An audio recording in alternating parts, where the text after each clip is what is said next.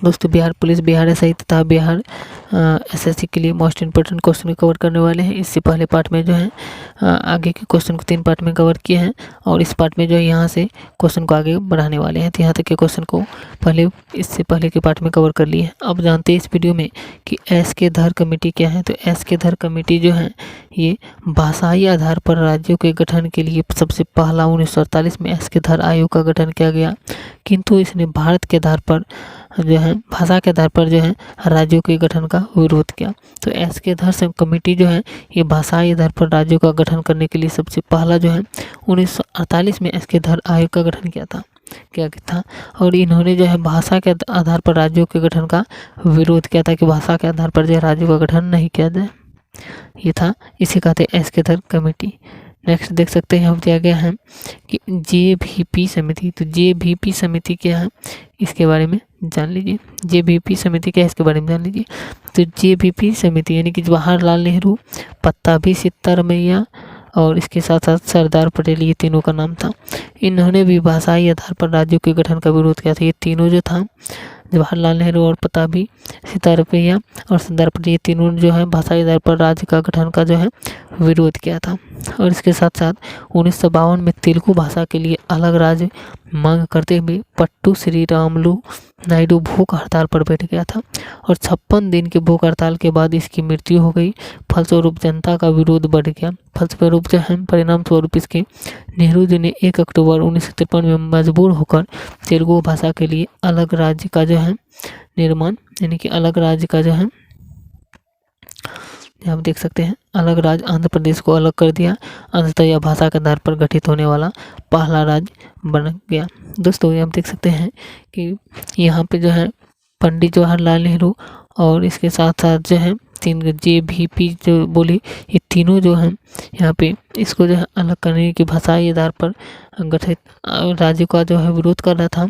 लेकिन जो है जनता जो है वहाँ पे भूख हड़ताल पे बैठ गया। लेकिन एक व्यक्ति जो है उसका मृत्यु हो गया उसमें, जिसके कारण जो है इसको जनता जो है और भी इसका विरोध करने लगा। तो वहाँ पर जो है पंडित जवाहरलाल नेहरू जो है ये मजबूरी में आकर के जो है वहाँ पे जो है पंडित जवाहरलाल नेहरू ये 1 अक्टूबर 1953 को जो है मजबूर होकर के जो है ये तेलुगु भाषा के लिए जो है यहाँ पर बना दिया गया आंध्र प्रदेश राज्य को जो है अलग कर दिया और वहाँ की भाषा के आधार पर गठित होने वाला पहला राज्य आंध्र प्रदेश राज्य बना दिया गया। वहाँ पर जो है लोगों को भाषाई आधार पर राज्य बनाया गया था।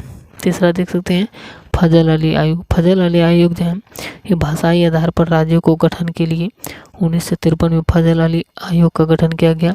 इसने अपनी रिपोर्ट 1956 में दिया और जो है भाषाई आधार पर राज्यों को कानूनी मान्यता दे दिया। इस आयोग के फलस्वरूप 7वां संविधान संशोधन 1956 में पारित हुआ। इसके बाद ABCD ग्रेड को रद्द करके भाषाई आधार पर 14 राज्य तथा 6 केंद्र शासित प्रदेश बनाया गया था। फजल अली आयोग जो है इसी भाषाई आधार पर राज्यों को गठन के लिए जो है 1953 में फजल अली आयोग का गठन किया गया था और इसने जो है क्या कहता अपनी रिपोर्ट दिया था 1956 में और भाषाई आधार पर राज्यों को कानूनी मान्यता दे दिया था।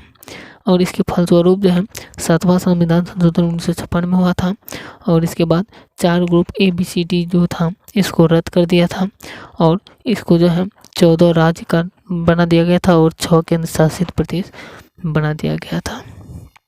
नेक्स्ट देख सकते हैं क्या सब, यानी कि PEPSU जिसे कहा जाता है Patiala and East Punjab State Union, यानी पंजाब राज्य का पुनर्गठन शाह आयोग की सिफारिश पर हुआ था। पंजाब राज्य का जो पुनर्गठन जो है इस शाह आयोग की सिफारिश पर हुआ था और ये 1966 में जो 4 भाग में टूट गया था।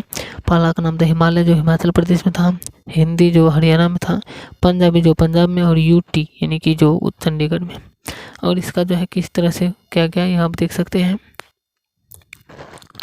इस प्रकार भारत एक विशाल साम्राज्य जो सिमट कर इतने में रह गया, जिसमें 28 राज्य तथा केंद्र शासित प्रदेश जो है और पहले 29 राज्य तथा 7 केंद्र शासित प्रदेश थे। लेकिन जम्मू कश्मीर को जो है ये राज्य का दर्जा छीन लिया गया और 28 राज्य बच गए। पहले 7 केंद्र शासित प्रदेश थे लेकिन जम्मू कश्मीर और लद्दाख को 2 केंद्र शासित प्रदेश को जो है बना देने से इसकी संख्या 9 हो गई। लेकिन एक डिस्कशन लिया गया कि दादर नगर हवेली और दमन दीव दोनों अलग है, इन्हें एक कर दिया गया। अब वर्तमान में 28 राज्य है और 8 केंद्र शासित प्रदेश है। पहले जो था ये 29 राज्य था और इसके साथ साथ 7 केंद्र शासित प्रदेश था। लेकिन कुछ निर्णय के बाद जो है 28 राज्य बनाया गया था और 2 केंद्र शासित प्रदेश को और जोड़ा गया था, यानी कि लद्दाख और जम्मू कश्मीर को। तो टोटल जो है 29 राज्य और 9 केंद्र शासित प्रदेश हो गया था। और उसके बाद जो है एक बार जो है फिर डिस्कशन हुआ कुछ, और डिस्कशन के बाद जो है ये बताया गया कि नगर हवेली और दमन दीव जो है ये 2 अलग हैं, इनको एक कर दिया जाना चाहिए। तो इसको जो एक कर दिया गया और वर्तमान में जो अभी जो 28 राज्य और 8 केंद्र शासित प्रदेश है। दोस्तों इस वीडियो में इतना ही क्वेश्चन को कवर किया। नेक्स्ट वीडियो में जो है भाग 2 को कवर करने वाली है। भाग 2 में अनुच्छेद 5 से लेकर के 11 तक का है, जिसमें कि नागरिकता के बारे में बताया गया है। तो भारतीय संविधान के भाग 2 अनुच्छेद 5 से लेकर के 11 तक नागरिकता के बारे में नेक्स्ट वीडियो में कवर करने वाले हैं। तो चैनल को जरूर सब्सक्राइब करके रख ली। आप लोगों को खान सर के PDF का नोट्स इस वीडियो में बताते जाते हैं। तो मिलते हैं नेक्स्ट वीडियो में, तब तक आप लोग पिछले वीडियो को जरूर देखें। जय हिंद।